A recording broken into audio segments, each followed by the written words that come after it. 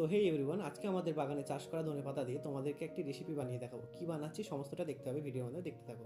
এখানে সমস্ত উপকরণ নিয়ে নিয়েছি এবং মশলাটা বেটে নিই।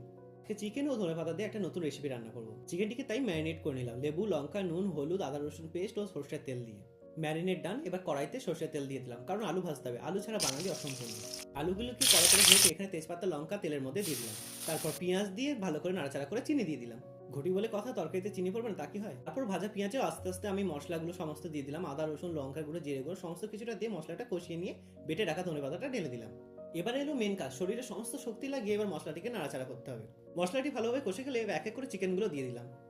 মা যেহেতু ভেজ নন ভেজ খায় না, তাই বাড়িতে চিকেন আসলে আমার আর বাবার জন্য আমাকেই রান্না করতে হয়। এবারে চিকেনের মাথাগুলো গরম হয়ে গেছিল, তাই জল দিয়ে ঠান্ডা করে দিলাম। দেখো তোমরা, মাংসগুলো রেগে মাথাতে ধোঁয়া বেরোচ্ছে, চিকেনের গন্ধ পেয়ে কুরকুর চলে এসছে। ওর সঙ্গে একটু খেলা টেলা করে আবার লেগে পড়লাম কাজে। শেষমেশ আমার রান্না কমপ্লিট। এটা হলো চিকেনের ফাইনাল লুক। কেমন হয়েছে অবশ্যই জানিও। এবার আমি খেতে বসে পড়ি। টাটা।